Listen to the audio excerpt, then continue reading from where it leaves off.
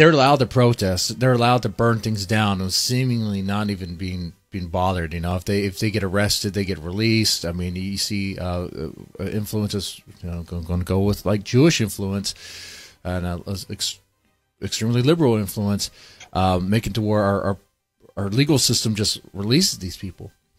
But getting back to what I was getting back about these very pro-Marxist movements, when you look at that, is China winning on its influence?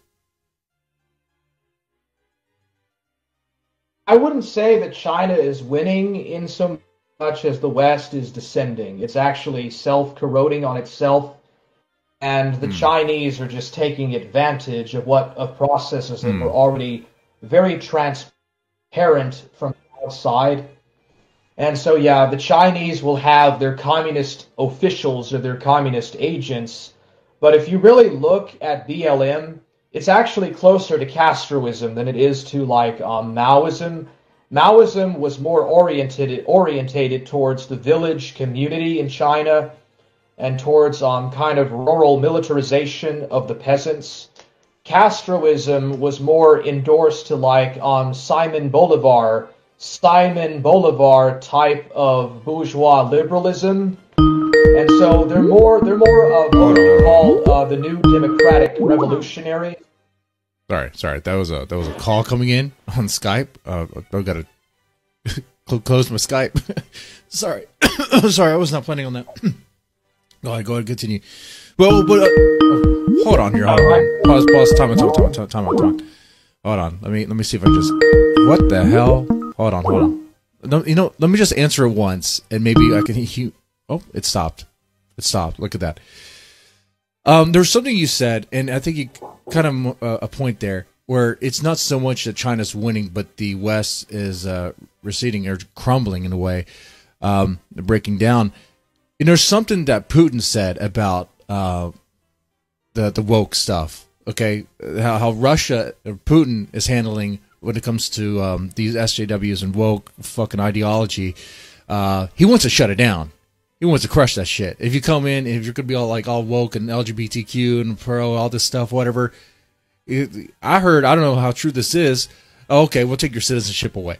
You know, so you know, it's leaking into Russia. It sounds like the Western, very pro, I guess, progressive ideology stuff is trying to go into Russia, but they're trying to shut that shit down.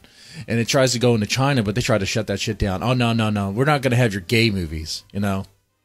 If you bring any movies over here to China that have gay stuff in it, take out the gay stuff, and maybe we'll put it in a theater where no one watches and just claim people watch, you know.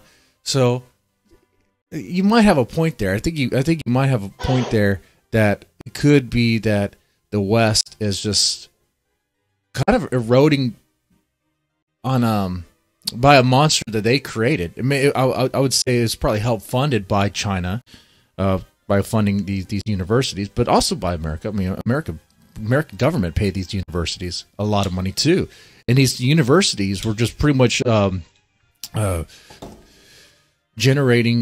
creating these fucking crazy ass ultra progressive because lib idiots. They're just, I don't know, man. They're out of control. They want their commie utopia, but I don't think they understand what that means. You know, they're completely lost it. They're not thinking right. They're not in reality anymore.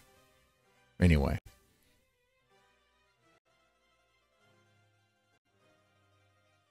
What's going on there? I would argue that the BLM, they're close.